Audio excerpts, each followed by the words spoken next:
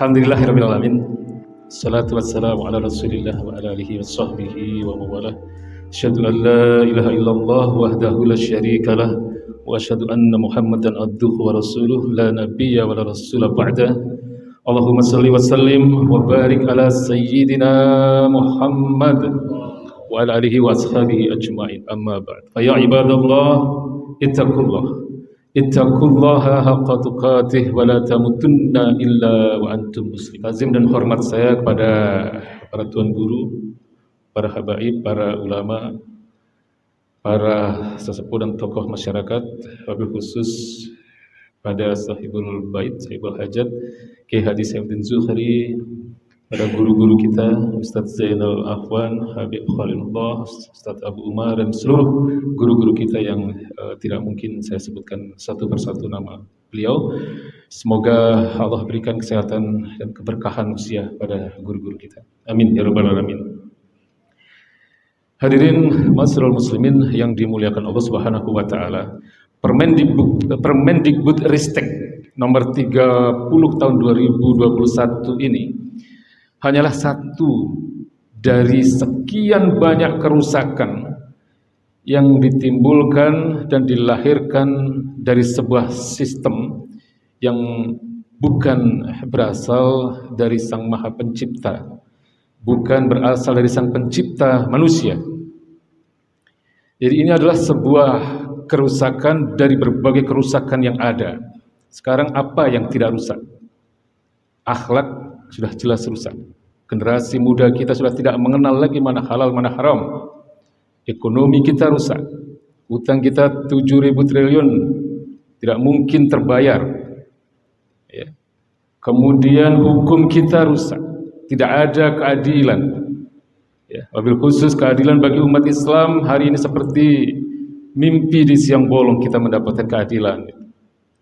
Umat ini yang dikatakan Allah Subhanahu wa taala sebagai khair ummah, bagaikan umat yang terpinggirkan, para ulamanya mengalami banyak sekali ketidakadilan, hampir seluruh bidang kehidupan kita ini hari ini berada dalam kondisi yang rusak. Semua ini adalah akibat atau konsekuensi dari diterapkannya sebuah sistem yang bukan berasal dari zat yang maha baik, yaitu Allah Subhanahu wa taala. Sistem yang hari ini mengatur kita adalah sebuah sistem yang lahir dari akidah yang bernama sekulerisme. Sekulerisme itu didefinisikan oleh ulama besar Syekh Taqiyuddin An-Nabhani, Fasluddin anil haya wa fasluddin anid daulah. Dipisahkannya agama dari kehidupan dan dipisahkannya agama dari negara. Mungkin kalau definisi yang mudah bagi kita, ya. Sekularisme itu masih mengakui adanya agama tapi tidak mau hidup mereka diatur oleh agama. Sekularisme, Pak. Kalau komunisme atau sosialis komunis itu sudah jelas mereka anti agama, anti Tuhan. Tapi kalau sekularisme ini mereka masih mengakui adanya agama, tapi mereka tidak mau hidup mereka diatur oleh agama. Dan ini yang mudah sekali menipu umat. Mereka seringkali menggunakan istilah-istilah yang berbau ilmiah. Ya, tadi sudah disampaikan ada istilah moderasi beragama. Kemudian pernah disampaikan ada satu istilah rekontekstualisasi fikih klasik. Wah, ini bahasa tingkat tinggi ya. Jadi padahal maksudnya adalah mereka ingin mengatakan bahwa syariat Islam itu sudah tidak sesuai dengan konteks zaman dan mereka ingin mengganti atau mereka ingin membuat aturan-aturan kehidupan versi mereka sendiri kemudian diatasnamakan sebagai aturan-aturan yang bersumber dari Islam. Jadi orang-orang sekuler inilah yang sebenarnya menjadi biang dari kerusakan berbagai aspek kehidupan. Ya, orang komunis juga, tapi kalau orang komunis jelas mereka terlihat ya mudah diindra karena mereka anti Tuhan, anti agama. Tapi yang sekuler ini Pak banyak menipu ini Pak. Ya, jadi ini semua adalah dikarenakan kita diatur oleh hukum-hukum yang Allah sebut sebagai hukum jahiliyah. Ya, ketika Allah Subhanahu wa taala berfirman dalam surat Al-Maidah ayat 49, wa anihkum bainahum bima anzalallah, hendaklah kalian itu menghukumi atau mengatur kehidupan kalian bima anzalallah, dengan hukum-hukum yang turunnya dari Allah Subhanahu wa taala. Wala tattabi ahwa'ahum, jangan engkau ikuti hawa nafsu mereka. Wahdzarhum an yaftinuka an ba'di ma anzalallahu ilaika. Berhati-hatilah kalian, karena mereka tidak akan pernah berhenti untuk menggelincirkan kalian. Mereka tidak akan pernah berhenti untuk menjerumuskan kalian agar kalian tidak mengimani sebagian dari isi kitab ini. Ini kan peringatan sebenarnya dari Allah Subhanahu wa taala agar kita umat Islam ini tidak tergelincir kepada hukum-hukum sekuler ini. Sebagian ayat diimani, sebagian ayat yang lain diingkari. Ya, ditolak. Ini namanya sekuler.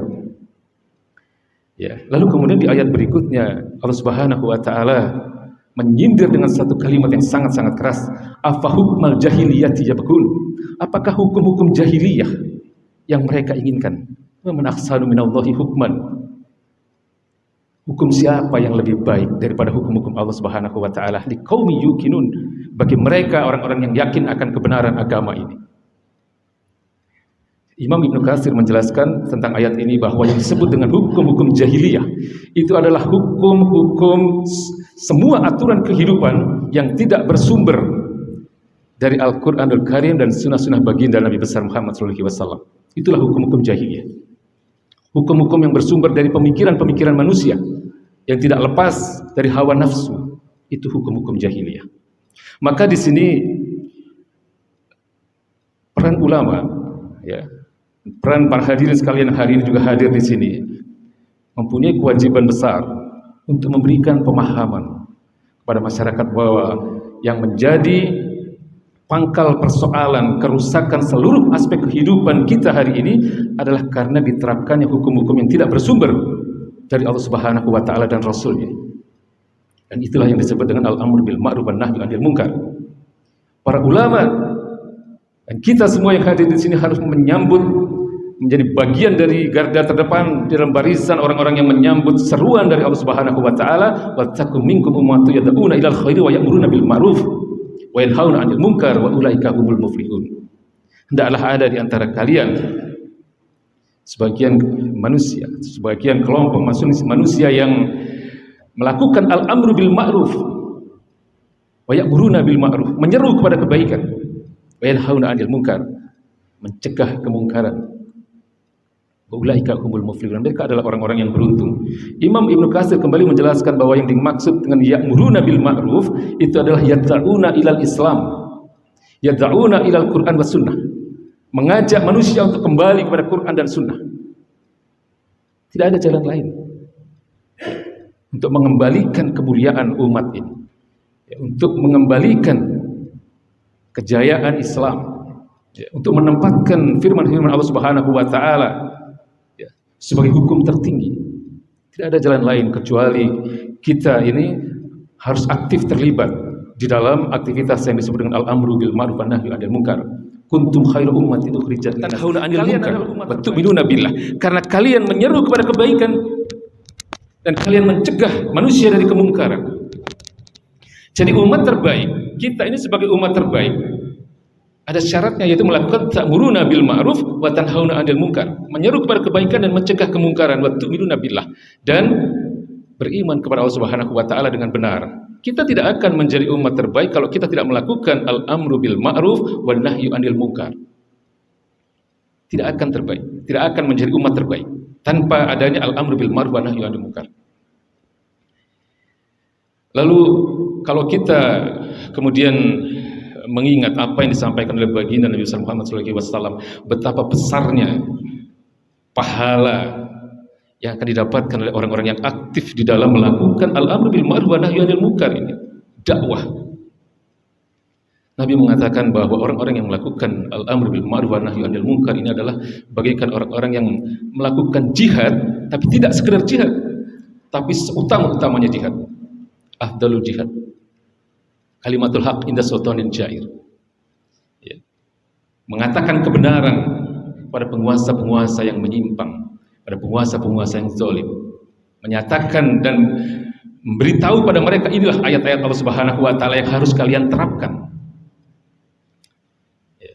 Maka Nabi pun juga pernah mengatakan bahwa orang-orang yang melakukan aktivitas seperti ini, para ulama, ya, para habaib, guru-guru kita yang tidak pernah lelah untuk mengingatkan penguasa agar mereka kembali ke jalan yang benar, mereka adalah orang-orang yang nanti akan berada di posisi yang sangat-sangat mulia di sisi Allah Subhanahu wa taala.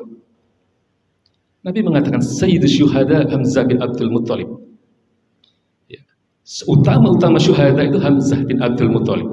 Tapi Nabi tidak berhenti di situ, karena Nabi kemudian mengatakan ada sekelompok manusia yang akan mempunyai posisi yang sejajar dengan Hamzah bin Abdul Muttalib, dan Nabi mengatakan dengan kriteria mereka adalah rajulun qala ila imamin jair, ya. Mereka adalah orang-orang yang menasihati, memberitahu kepada penguasa-penguasa yang menyimpang, penguasa-penguasa yang zalim, summa amarahu wa nahahu faqatalahu. Kemudian pendakwah itu atau ulama itu kemudian menasehati penguasa-penguasa yang zalim itu untuk kembali ke jalan yang benar, untuk kembali kepada hukum-hukum Allah, wa nahahu, kemudian dia juga melarang penguasa itu untuk melakukan kezaliman-kezaliman, kemungkaran-kemungkaran. Faqatalahu, kemudian penguasa itu membunuhnya. Jadi orang-orang yang terbunuh di jalan al-amru bil ma'ruf wan nahyi 'anil munkar, terutama ketika itu ditujukan kepada penguasa, Nabi mengatakan orang-orang itu sejajar dengan Hamzah bin Abdul Muttalib, syuhada perang Uhud, paman baginda Nabi besar yang mulia radhiyallahu anhu. Jadi aktivitas kita hari ini adalah satu aktivitas yang bukan sekedar aktivitas yang tidak atau yang bermakna kecil, tidak. Aktivitas ini mempunyai satu arti yang luar biasa di hadapan Allah Subhanahu wa taala. Dan bapak-bapak yang hari ini mendengar dakwah dari guru-guru kita ini punya kewajiban untuk menyampaikan kepada siapapun bahwa tidak ada solusi, tidak ada jalan keluar untuk mengembalikan kemuliaan umat ini, untuk memperbaiki seluruh aspek kehidupan kita yang hari ini rusak, kecuali bahwa jalan keluar itu adalah kembali kepada Islam. Lalu Nabi juga mengatakan apa akibat dari kalau kemudian di antara umat itu tidak punya kepedulian, ya, terhadap aktivitas al-amru bil ma'ruf wa nahyi 'anil munkar ini. Ya, Nabi mengatakan la ta'muruna bil ma'ruf wa la tanhauna 'anil munkar. Ya, hendaklah kalian itu melakukan al-amru bil ma'ruf wa nahyi 'anil munkar. Aw la yu'ammiruna sirarakum. Ya. Atau nanti akan ada orang-orang buruk di antara kalian yang akan mengurusi kehidupan kalian, yang menjadi pemimpin-pemimpin kalian, yang kemudian menimbulkan banyak kerusakan, yang kemudian menimbulkan banyak musibah. Jangan-jangan hari ini kita ini punya pemimpin yang ya tidak mempunyai kecerdasan yang cukup, tidak mempunyai keadilan, tidak mempunyai kebaikan. Jangan-jangan karena kita umat ini tidak punya keinginan yang kuat untuk melakukan al-amru bil ma'ruf wa nahyi 'anil munkar. Kan ini sudah diperingatkan oleh baginda Nabi. Aw la yu'amiruna sirarakum. Ya. Atau nanti kalian akan dipimpin oleh orang-orang yang buruk di antara kalian. Summa yad'una khiyarukum. Kemudian berdoalah orang-orang yang baik di antara kalian. Falistajabu lakum. Tapi Allah tidak akan kabulkan doa-doa kalian. Allah tidak akan mengabulkan doa-doa kalian ketika kalian meminta agar diberikan pemimpin yang baik, agar dihentikan berbagai musibah ini. Karena apa? Karena kalian tidak melakukan syarat utama untuk menjadi khair ummah tadi. Al-amru bil ma'ruf wan nahyi 'anil munkar. Ya. Ini sebagai bagian akhir dari apa yang ingin kami sampaikan pada malam hari ini. Para hadirin yang dimuliakan Allah Subhanahu wa taala. Sekali lagi menjadi tugas kita, ya, terutama ulama, bapak-bapak yang hadir di sini untuk menjadi bagian dari garda terdepan untuk menjelaskan kepada umat bahwa tidak ada solusi, tidak ada jalan keluar kecuali bahwa jalan keluar itu adalah kembali kepada hukum-hukum Allah Subhanahu wa taala. Dengan hukum-hukum Allah yang mengatur kehidupan kita, itu nanti kita akan menjadi masyarakat yang berkualitas, Pak. Karena kondisi suatu masyarakat itu kan bergantung kepada aturan yang diterapkan kepada mereka. Ketika aturan-aturan komunis diterapkan pada mereka, jadilah mereka adalah masyarakat yang anti agama. Ketika aturan-aturan sekuler diterapkan kepada mereka, jadilah mereka adalah masyarakat yang tidak mengenal mana yang halal dan mana yang haram.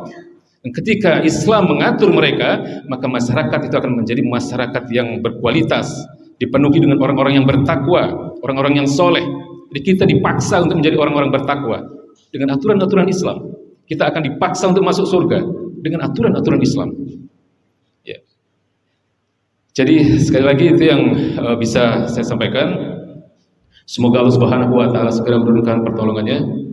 Semoga apa yang hari ini menjadi beban umat ini yang hari ini tidak pernah berhenti, ya, menghadapi berbagai cobaan, menghadapi berbagai tantangan. Ya. Semoga Allah segera angkat semua musibah ini dan berikan pertolongan dan kemenangan itu bisa dikembalikan kepada umat Islam dan umat ini menjadi benar-benar menjadi khair ummah, umat terbaik. Billahi taufiq wal hidayah. Assalamualaikum warahmatullahi wabarakatuh.